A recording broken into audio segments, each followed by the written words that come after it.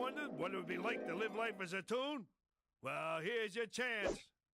Jump online and straight into Toontown, where the city limits are as wide as your imagination. Start by creating your own unique identity and turn yourself into the toon you always wanted to be. Sweet.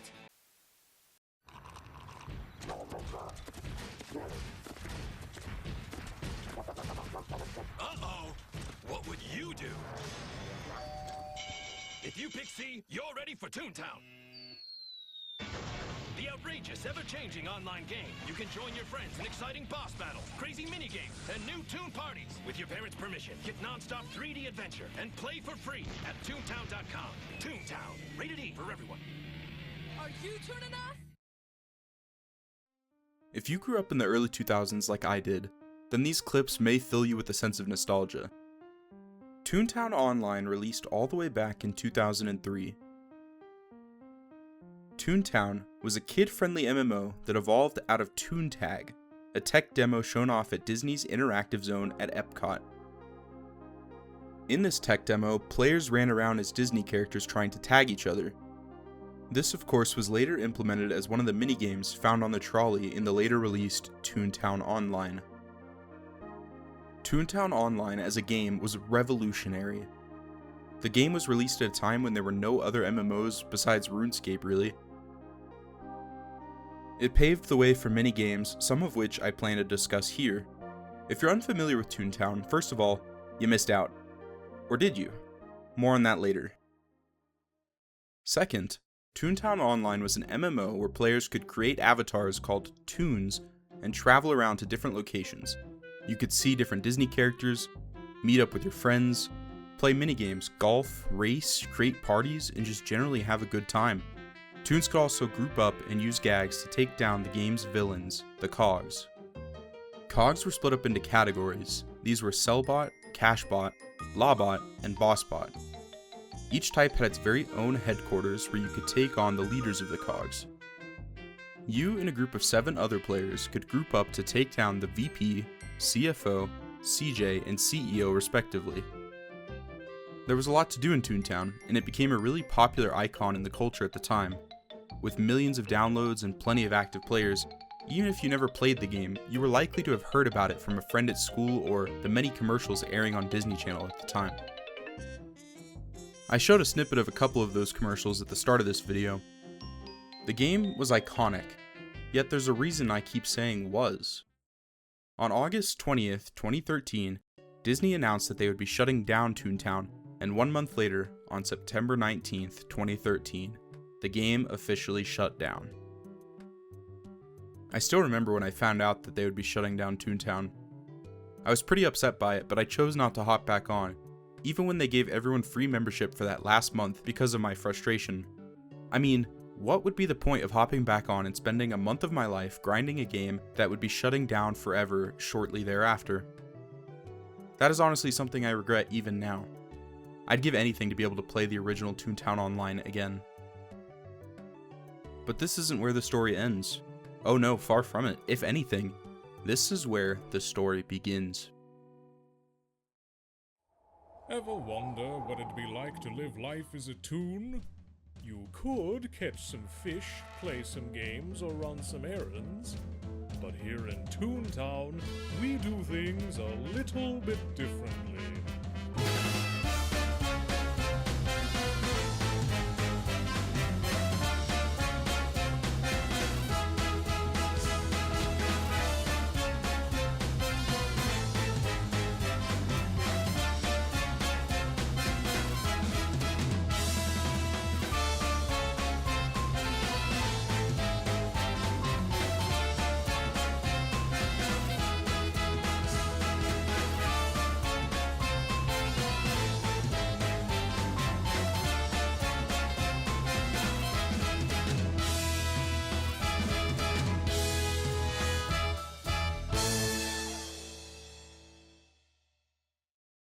Shortly after the closure of Toontown Online, a group of fans began creating a private server of the game.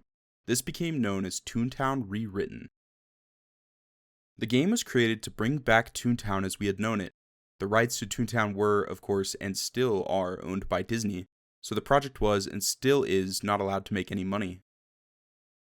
That means that the servers hosted by the TTR team are paid for directly out of their pockets. Honestly, the dedication to keeping Toontown alive is really amazing. And Toontown Rewritten wasn't even the only private server either. There were quite a few of them. There was Toontown House, Toontown Infinite, Toontown Operation Desert Storm, Toontown Offline, Tooniversal Studios, and many others. Most of the private servers created in the early days of Toontown Online's closure, apart from Rewritten, have since been closed. The servers cost money to keep up, and if no one's playing a particular server, there isn't much of a reason to keep that server around. Toontown Rewritten, being one of the biggest private servers, established its reputation before really any other private server. That's likely the reason it is still going strong while every other Toontown server is dead, or at least, almost every other server. There is one other server that has kept up a decent population and outlived the rest of the competition, and that's Toontown Corporate Clash. Now, before I can talk about what makes Toontown Corporate Clash so great, I need to give a little context to hopefully help clarify my opinions on this game. In the early 2010s, Disney had planned a revamp of Toontown. They had planned on remaking the entire game in the Unity engine. This was known as Toontown 2.0. There is actually a playable prototype that they had made during the early development for this project. However, this project was never finished as Toontown Online was nearing the end of its life. The team was ultimately dismantled and Toontown Online later closed down for good. But seeing this prototype back in the day really sparked something in me. I wanted Toontown 2. I needed Toontown 2. This was the start of a dream that for a long time really gripped me. And to be honest, it still does to some extent. I dreamt of learning game design in order to make my own prototype for Toontown 2. Maybe if I put a group of fans together to help build it, we pitch it to Disney, show them that Toontown 2 could work with some tweaks to the gameplay, I could see Toontown rising back into popularity for a new generation of gamers. I brainstormed ideas for story and gameplay, as well as tried to teach myself modeling in Blender.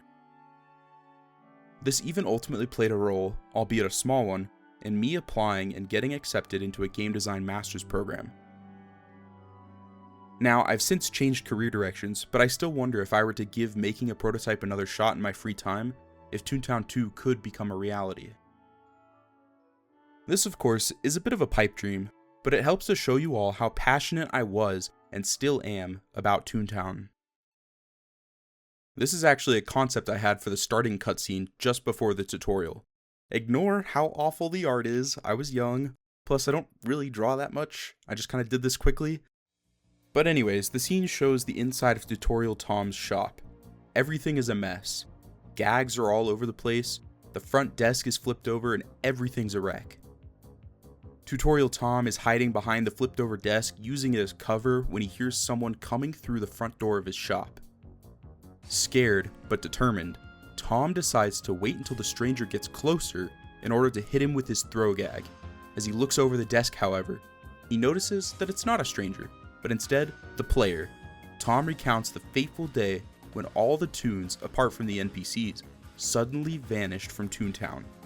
He mentions that because of the player's absence, the cogs have basically had free reign. There just weren't enough toons to hold them back. The scene would be black and white because all the silliness had been drained from Toontown by the cogs. The first arc of the story of the game would involve the player completing tasks in each of the playgrounds in order to return them back to normal. And perhaps, when everything was turned back to normal in a playground, the player would receive an extra set of optional tasks to complete. Bringing the silliness back to the playground would unlock more features and things for that specific playground. This would only be the first arc of the game, however. After that, perhaps the Toons would join forces in a similar way to the Cellbot Task Force from Toontown Rewritten. These were all ideas I had. I could keep going, but I think that's enough background to explain how that impacts my perception of Toontown Corporate Clash. I'll be real honest, even with all these desires for a new and fresh Toontown experience in the form of Toontown 2, I've kind of always been a TTR stan. I'm the type of person who hates change and is easily blinded by nostalgia, and so, until literally 2 weeks ago, I had not even given Corporate Clash a chance. And my goodness, was that a mistake. I jumped into Corporate Clash as a toon named Beppo, and oh my was I not disappointed. Toontown Corporate Clash legit has a lot of the features I wanted to implement in Toontown 2. The Kudos board roughly resembles what I was thinking the player would receive after returning a playground to its natural silly state. The game also allows a player to pick any 2 gags at the start of the game. This allows the player more freedom and customization. This was something I had thought of for Toontown 2 as well. I thought that depending on which class or which task force the player chose, they would start with certain gags. The game has also added a gag track called Zap, which adds another level of complexity to the combat. Toontown's combat was always a bit basic, but that didn't stop us as kids from enjoying the game. Corporate Clash also has a prestige system. You can prestige your gags with training points, which adds further complexity to the combat. For instance, Prestige Throw heals back the toon when they use it. It reminds me a lot of the Death School in Wizard 101. They have hits called Drains that deal damage and then heal you back half the amount of the damage dealt. Also a side note, the gag progression in Corporate Clash is much faster than Toontown Rewritten. So if that's what's stopping you from trying Corporate Clash, don't worry about that.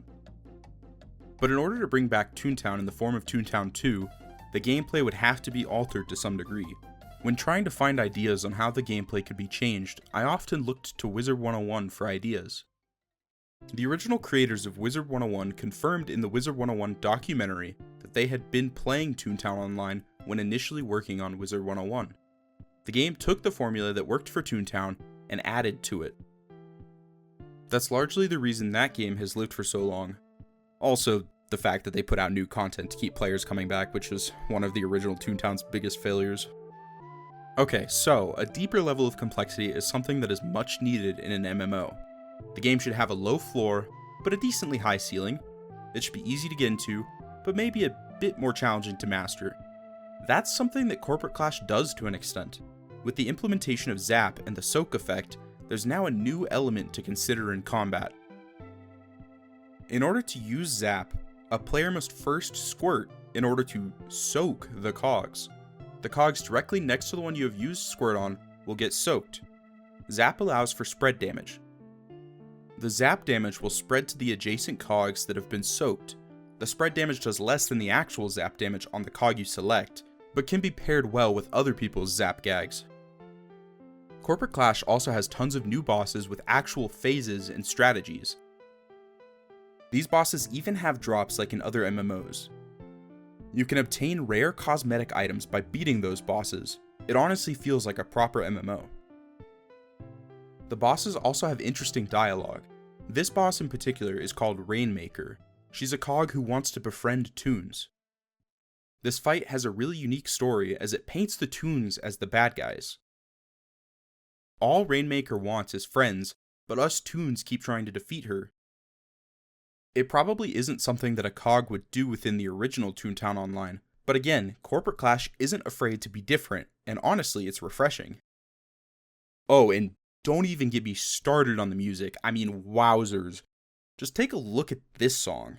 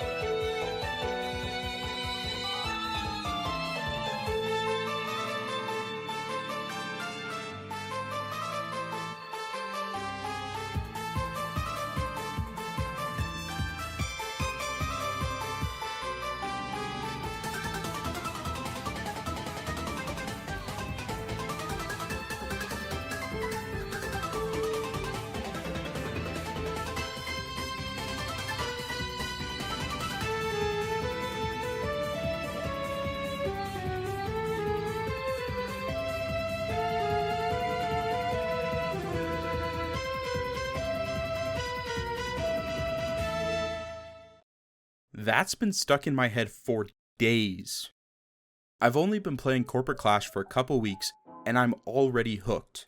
If you're a returning player or have been playing Toontown Rewritten for a long time, but have been hesitant to give Corporate Clash a try, I would highly recommend it. I am chronically on this game, and I'm always down to add new people. This game blew me away, and is in large part what I pictured Toontown 2 would be. Both Toontown Rewritten and Toontown Corporate Clash are solid games with new features that were not present in the original game.